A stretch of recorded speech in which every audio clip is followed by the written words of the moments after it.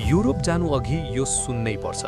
सपना देखेर आउनु ठिकै हो, तर यथार्थ बुझ्न छुटाउनु हुँदैन। घरबाट टाढा अकाउन्टमा यहाँहरूलाई स्वागत छ। युरोप आउने सपना धेरै नेपालीले देखेका छन्। सफा सडक, सुविधा सम्पन्न जीवन, राम्रै कमाई अनि उज्यालो भविष्य। यिनै कुराले गर्दा हजारौं नेपालीहरू हरेक वर्ष युरोपको बाटो समाउँदैछन्। तर युरोप आइपुगेपछि वास्तविकता कस्तो हुन्छ भन्ने कुरा भने धेरैलाई थाहा हुँदैन।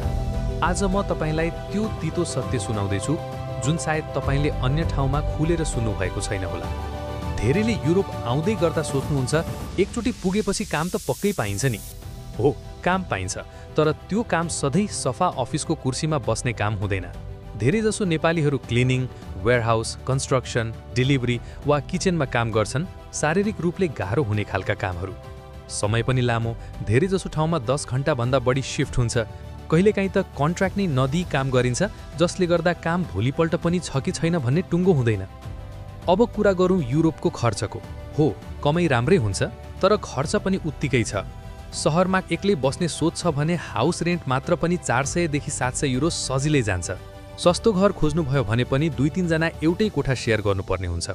खाना, नेपाली स्वादको खाना घरमा पकाउनु बाहेक विकल्प छैन।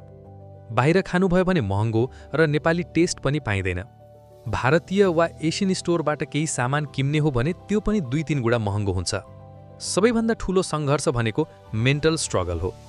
तपाईँ नयाँ देशमा हुनुहुन्छ, भाषा थाहा छैन, साथीभाइ छैनन्, काम सकिएन घर फर्किँदा त्यही सेयर्ड किचन र सेयर्ड बाथरुम, तपाईँ बोल्ने मान्छे छैनन्, एक्लोपन, होम सिकनेस र कल्चरल सक, यी सबैले मिलेर मानसिक दबाव सिर्जना गर्छ।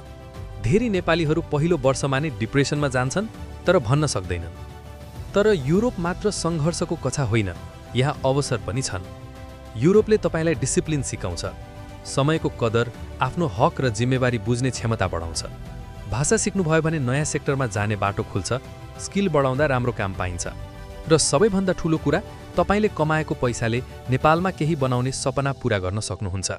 तर त्यही कुरा दोहोर्याउन चाहन्छु, सपना देख्नु राम्रो हो, तर आँखामा यथार्थ पनि राख्नुपर्छ।